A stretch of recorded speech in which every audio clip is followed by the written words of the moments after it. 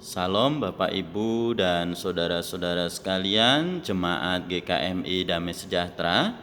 Hari ini saya mau membuat sebuah video renungan firman Tuhan supaya kita Jemaat GKMI Damai Sejahtera bisa belajar firman Tuhan meskipun tidak berada di gereja tetapi bisa belajar dari rumah masing-masing.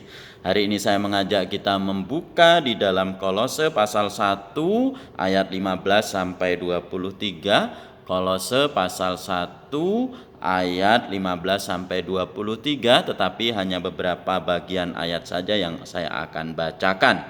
Ayat 15 dan 16 dikatakan demikian: Ia adalah gambar Allah yang tidak kelihatan, yang sulung lebih utama dari segala yang diciptakan. Karena di dalam Dialah telah diciptakan segala sesuatu yang ada di sorga dan yang ada di bumi, yang kelihatan dan yang tidak kelihatan, baik singgasana maupun kerajaan, baik pemerintah maupun penguasa. Segala sesuatu diciptakan oleh Dia dan untuk Dia.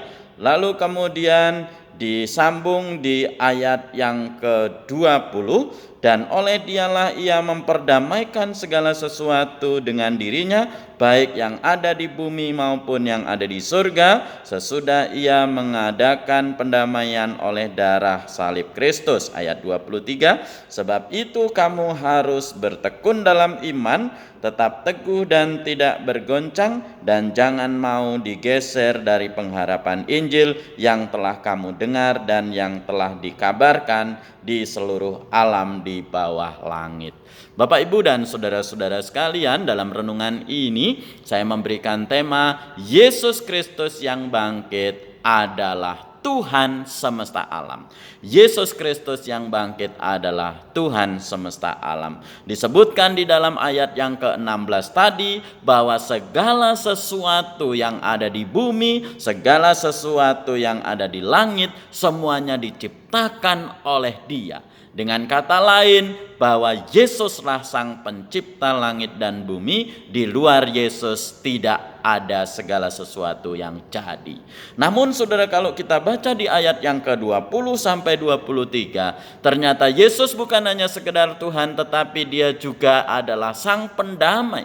Ketika Dia mati di kayu salib, Dia memperdamaikan antara manusia dengan Tuhan, manusia dengan Allah, sehingga yang tadinya jauh menjadi dekat, yang tadinya tidak berdamai menjadi berdamai.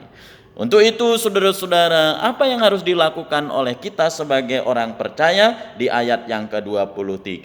Yang pertama yang harus kita lakukan adalah kita harus tetap bertekun dalam iman kita kepada Yesus Kristus. Dengan kata lain, kita harus menghidupi iman kita. Iman kita sesuai dengan iman di dalam Yesus Kristus. Yang kedua, kita harus tetap teguh dan tidak bergoncang. Iman kita kepada Yesus tidak digoncangkan, tidak bisa digoncangkan oleh apapun, dan tetap kita pegang iman kita hanya kepada Yesus Kristus. Dan yang ketiga, firman Tuhan katakan, jangan mau digeser dari pengharapan Injil. Jadi yang ketiga yang harus kita lakukan adalah kita tetap memiliki pengharapan hanya di dalam Injil Kristus, yaitu Injil keselamatan. Biarlah firman Tuhan menjadi berkat. Amin.